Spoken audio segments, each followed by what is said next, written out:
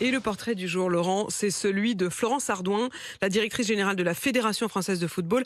Elle était convoquée hier à un entretien préalable de licenciement. Oui, ça fait 10 ans qu'elle est à la tête de la puissante Fédération française de football. 2 millions de licenciés, 250 millions d'euros de budget, 320 salariés. Autant vous dire qu'on n'accède pas à de telles fonctions par hasard, surtout dans un milieu aussi masculin, allez, je vais dire les mots, aussi macho, aussi misogyne. Elle est même la seule femme à être au comité exécutif de l'UEFA.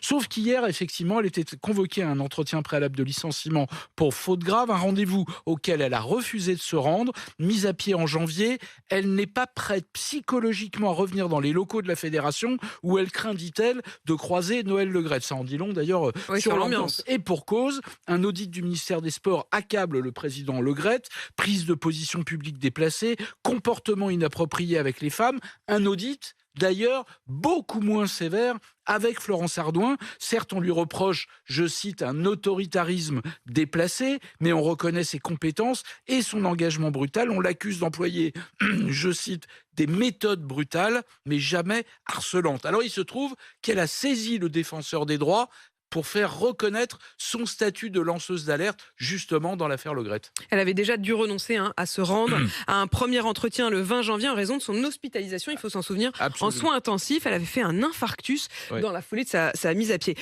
Comment elle est parvenue à intégrer un milieu aussi masculin ?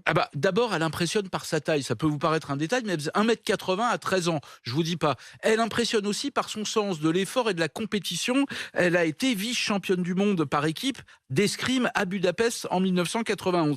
Son acharnement, son travail aussi. En parallèle des entraînements, elle passe une maîtrise d'économie-gestion à Dauphine. Elle incarne chez les sportifs de haut niveau une sorte de modèle de reconversion réussi. Elle a travaillé pour le Stade de France, pour Bouygues, pour SFR, pour Canal+, et puis elle a intégré la fédération qu'elle a fini par diriger. C'est le genre de femme, vous voyez, ça va vous parler, Apolline, à tout gérer de front. Le travail, les enfants, elle en a 2, Jules et Victoria, ce qui ne l'empêche pas aussi d'avoir le sens de la fête. Tous ses amis se souviennent des fêtes qu'elle organisait chez ses parents, dans la maison. On appelait ça les fêtes à Toto, de son nom de jeune fille, Florence, Topin. Voilà. Mais ça, c'était avant toutes les affaires. Elle est moins à la fête aujourd'hui. Eh oui.